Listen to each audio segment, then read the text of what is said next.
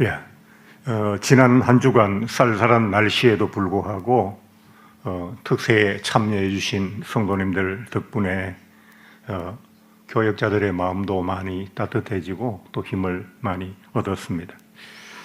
기도해서 그런지 이번 주는 지난주 기도할 때는 뭐 비도 좀 내리고 날씨가 추웠는데 기도를 했더니만 세상에 이렇게 좋은 가을날이 다시 돌아왔습니다.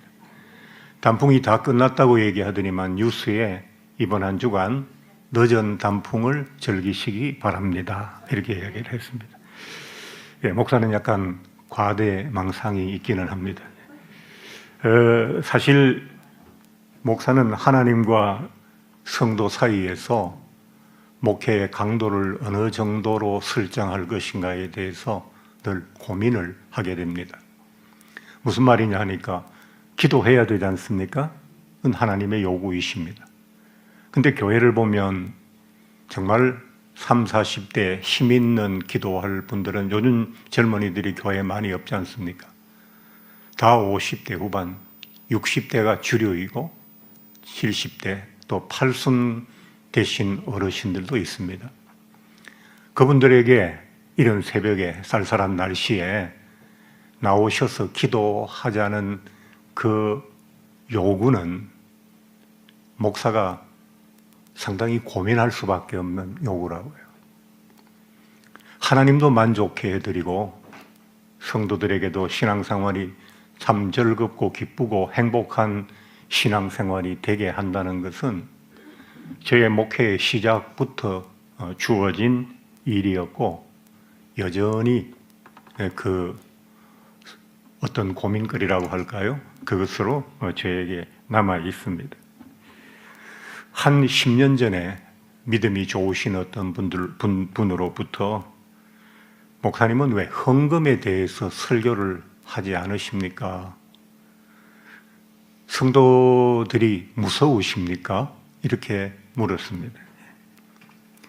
제가 헌금에 대해서 설교를 자주 강조하고 많이 하지 않아서 교회 살림살이가 늘 어렵다라는 이야기도 또 다른 분들에게 들은 적이 있습니다.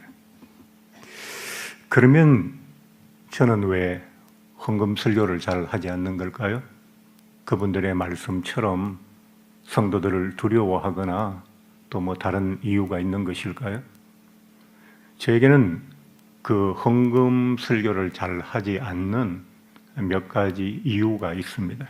첫 번째, 제가 학창 시절, 중학교 이후 대학생 때까지 또 청년 때까지 집을 떠나올 때까지 저희 가정의 부모님들의 다툼 중에 제 1번이 헌금이었습니다. 아버지는 좀 통이 작으시고 어머니는 좀 통이 크시고 아버지는 믿음이 늘 논리적인 분이고 어머님은 기도를 많이 하시니까 늘 신앙이 신비로운 그런 분이었죠. 아버지가 통이 크셨으면 문제가 없잖아요. 근데 아버지는 작으시고 어머니가 크니까 어머니가 교회 가서 은혜 받으시면 푹푹 헌금을 작정해 놓고 오시면 어머니는 전업주부이니까 결국은 그게 아버지의 부담이 되지 않겠어요? 두 분이 만날 교회 갔다 오면 헌금 때문에 다투고 왜 또 그걸 작년에 한 거 다 갚지도 못했는데 왜 또 작정했냐? 그러니까 막 저는 장남으로서 동생은 어리니까 잘 모르지만 이 교회 때문에 우리 집이 문제다. 그런 상처를 어릴 때 굉장히 많이 받았거든요. 그게 제가 믿음의 집안에서 예수를 늦게 믿은 그런 큰 원인이 되었어요. 그런 제 과거사, 가정사 때문에 이제 헌금에 관해서 될 수 있으면 설교를 잘 하지 않고요. 근데 이제 우리나라는 상위 20%를 제외하고 모든 분들이, 대부분의 분들이 경제적으로 편안하게 살지는 않아요. 다 집집마다 소비할 내용보다 벌어들이는 돈이 적잖아요.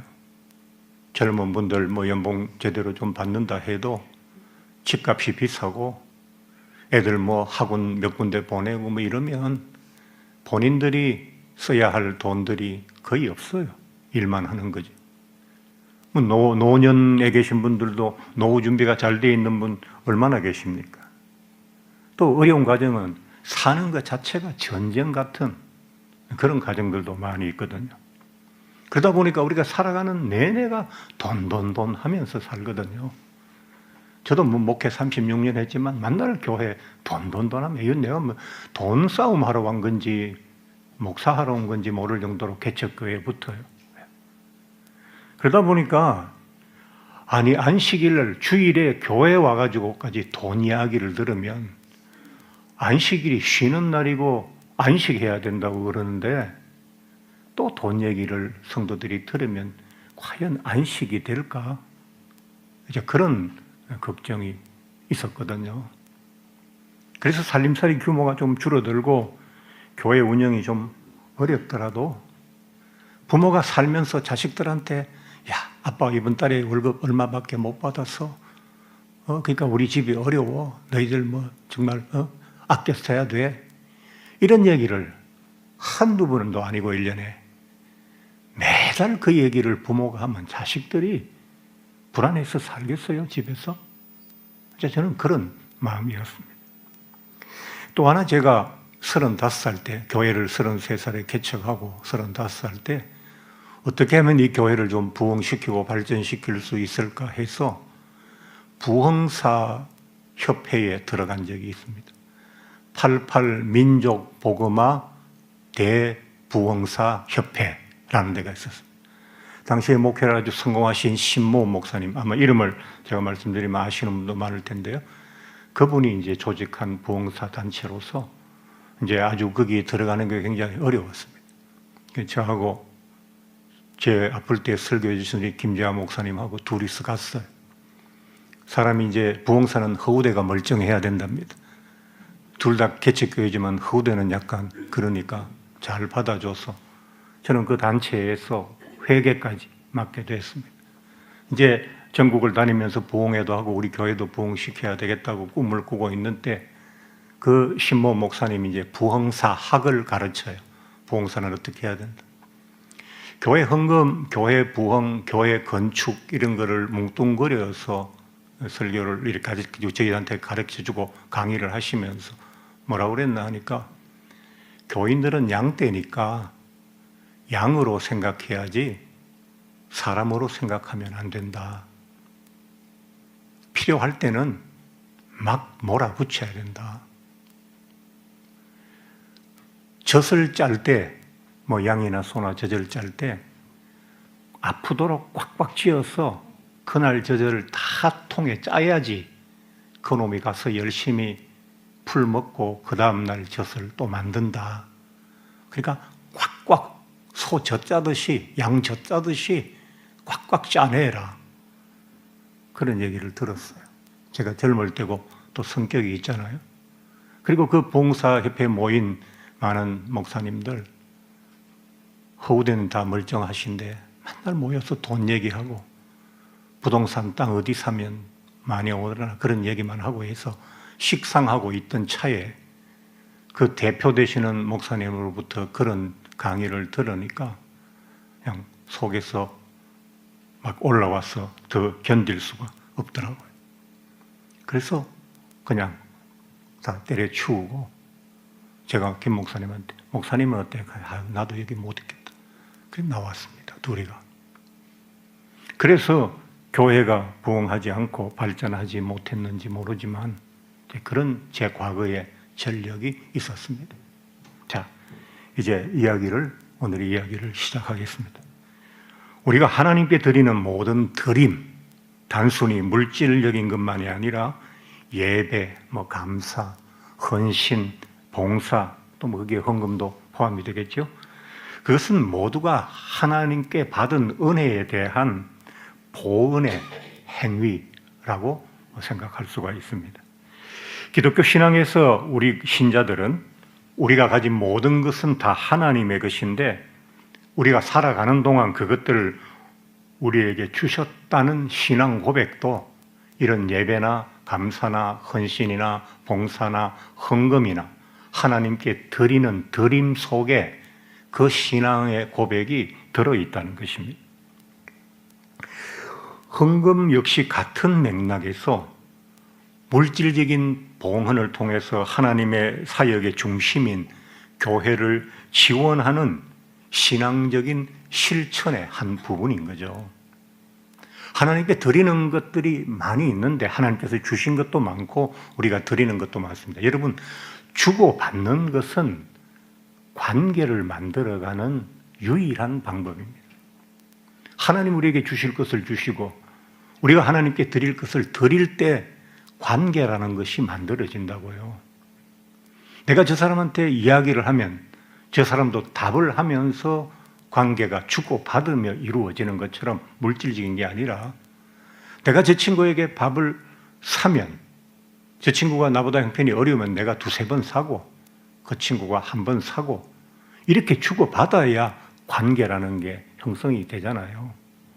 하나님과 우리의 관계라는 것도 하나님께서 내게 무엇을 주셨는지를 내가 분명히 알고 하나님께 드려야 할 것을 부족하고 연약하지만 내 나름의 최선을 다해서 드릴 때에 그럴 때 하나님과 나 사이에 관계가 생기고 그 관계가 좋아지고 그 관계가 튼튼해지는 것 아니겠습니까? 그러니까 이건 헌금이라고 하는 한 가지 항목만 끄집어내어서 이야기할 게 아니고 하나님께 우리가 드려야 할 많은 것들에 대해서 생각을 해야 되는 거죠. 이제 그 많은 것들을 예배를 드릴 때는 어떤 마음가짐으로 또 우리가 감사를 드릴 때는 또 어떤 마음가짐으로 이런 것들이 이제 모든 드림에 있어서 가장 중요한 부분이거든요. 이제 그런 드림의 마음에 교훈이 될 만한 성경이 오늘 본문입니다. 본문의 시작이 이렇게 되어 있죠. 예수께서 베다니 나병 환자 시몬의 집에서 식사하실 때에 한 여자가 매우 값진 향유 곧 순전한 나드 한 옥합을 가지고 와서 그 옥합을 깨트려 예수의 머리에 부으니. 너무 자주 들으신 본문이니까 핵심만 말씀을 드리겠습니다. 오늘 이 한 절의 말씀 중에서 가장 중요한 부분, 키워드가 뭐라고 생각되십니까? 매우 값진 향유일까요? 아니면 순전한 나드 한 옥합일까요? 아니면 예수의 머리에 부으니라는 부분일까요? 셋 다 중요한 내용입니다만 저는 아니라고 생각합니다. 나드 향이라고 하는 그 향품은 나드라는 그 식물에서 나온 것인데요. 히말라야나 티베트이나 혹은 네팔이나 이런 지역에서 나오는 그런 식물인데 이제 그 식물에서 이 향을 추출하는 건데 굉장히 귀하지요. 옛날에 이런 향을 추출한다는 건 지금보다 더 어려우니까요. 그리고 이 향은 요즘 많이 이야기 나오는 아로마 테라피 이런 것들도 쓰고 또 아주 부자들은 향수로도 쓰고 또 어떤 아주 경건한 종교 의식에도 사용이 되는 그런 아주 귀한 향이죠. 그래서 사람들은 이 본문을 읽으면 귀한 것, 비싼 것을 드렸다라는 것에 초점을 맞추기 쉽습니다. 그러나 저는 오늘 본문의 가장 중요한 부분이 옥합을 깨트려라고 하는 깨트려라는 단어에 있다고 생각합니다. 오늘 이 본문의 내용은 사복음서 전부에 다 기록되어 있습니다. 그런데 다른 데는 그냥 부어드렸다 예수께 이렇게 되어 있는데 오늘 본문 마가복음만 깨트려 부었다라고 굳이 깨트려라는 단어를 넣었습니다. 향유는 그때 어떻게 사용하는가 하니까 너무 비싸고 귀하니까 옥으로 된 돌로 된 합이죠. 그 상자 속에 넣고 날카로운 쇠붙이로 작은 구멍을 뚫듯이 한쪽 귀퉁이를 뚫어서 그렇게 해서 이렇게 기울여서 손에 찍어서 쓰거나 아니면 한두 방울 이렇게 떨어뜨려서 사용하거든요. 요즘도 비싼 향수들은 한꺼번에 많이 쓰지 않지 않습니까? 소량을 쓰죠. 그렇게 쓰는 게 이게 상식인데 그런데 오늘 본문에서는 이 옥합을 깨트렸다는 거예요. 굳이 깨트려 부었다는 거예요. 작은 구멍을 통해서 조금씩 흘려 사용하는 그런 상식적인 방법이 아니라 그 옥합을 단번에 깨트리는 여인의 행동은 모두를 경악하게 만들었어요. 본문에 보니까 어떤 사람들이 화를 내어 서로 말하되 어찌하여 이 향유를 허비하는가? 이 향유를 300데나리온 이상에 팔아 가난한 자들에게 줄 수 있었겠도다 라고 하면서 그 향유를 깨트려 부은 여인을 책망까지 했다고 본문에 나와 있습니다. 오늘 본문에 나오는 깨트리다라는 동사는 예전에도 오래전에 한 10여 년 전에도 한번 이 본문을 했습니다만 순트리보라고 하는 단어로서 그냥 금이 가도록 깼다는 게 아니고 아예 박살을 냈다 그런 뜻입니다. 이 귀한 옥합을 박살을 냈어요. 예. 그런데 이 향유의 값이 얼마라고요? 300데나리온이라고 그랬습니다. 1데나리온은 건강한 남자 노동자가 하루 종일 일해서 받는 임금입니다. 그러니까 300데나리온이라고 말하면 보통 건강한 노동자의 1년치 임금이에요. 요즘 말로 하면 연봉이에요, 연봉. 연봉이 여기 다 들어간 거라고요. 요즘 대학 졸업하고 초임 연봉이 3,500, 4,000 이렇게 말하잖아요. 그러면 이 나도 한 거는 그 정도의 가치가 되는 그 당시에. 근데 이걸 여인이 박살을 냈으니까 사람들이 얼마나 놀랐겠어요. 라드 한 건이라고 그랬죠. 여기 산 거는 우리식 한 건이 아니고 한 파운드입니다. 한 파운드는 453g입니다. 453g에 요즘 연봉으로 4,000이면 그게 1g이 얼마짜리입니까? 금값보다 싸지 않을 것 같죠? 이걸 여인이 깨트렸다는 겁니다. 여인이 왜 깨트렸을까요? 여기서 여인이 깨트렸다는 것은 아까워하는 마음이 1도 없었다는 겁니다.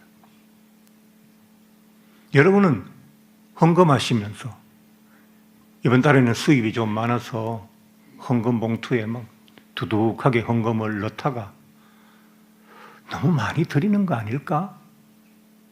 이런 생각 해보신 적 없어요? 우리 애가 뭐 하나 사달라 했는데 한 2장 빼서 그거라도 먼저 사줄까?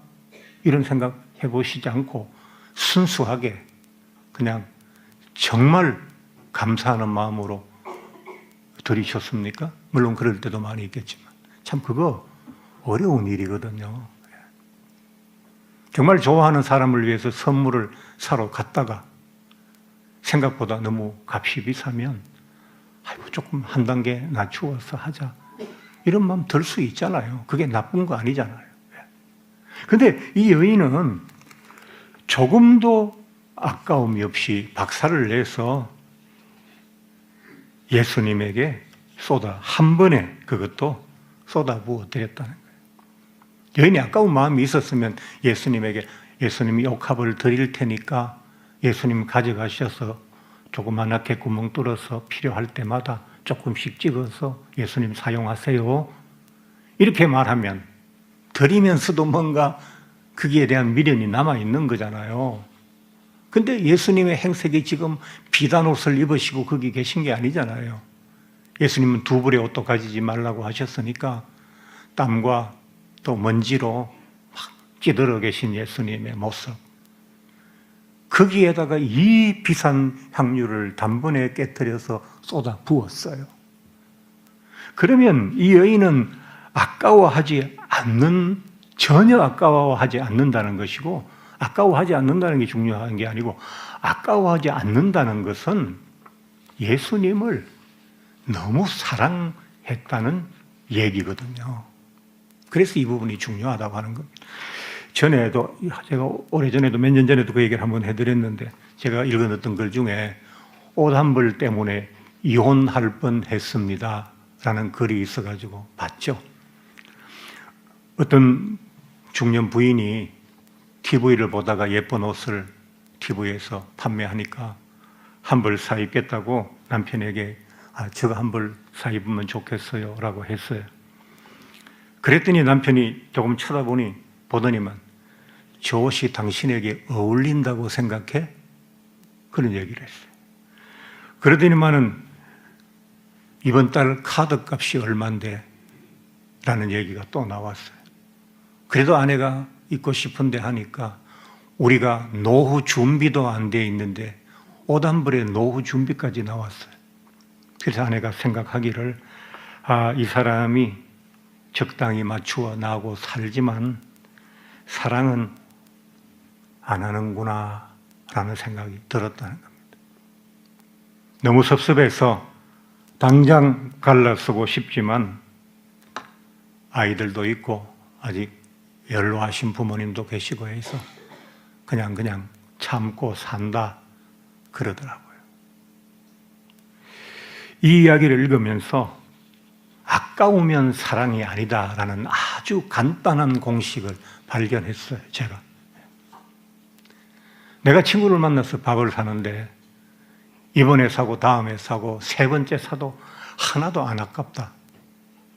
사랑하는 거예요. 자식은 매일매일 밥 먹여도 안 아깝잖아요.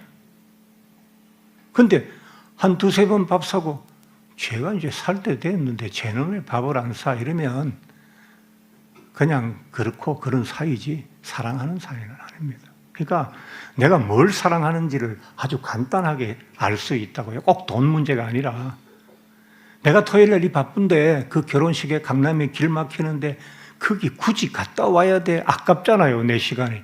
그럼 사랑하는 거 아니에요. 그 친구. 온갖 말로 위장하고 꾸미고 비틀고 돌리고 할 필요도 없어요. 아까우면 사랑이 아닌 것입니다. 여인의 옥합을 한번 생각해 봅시다. 여인이 깨트린 건 옥합입니다. 향유입니다.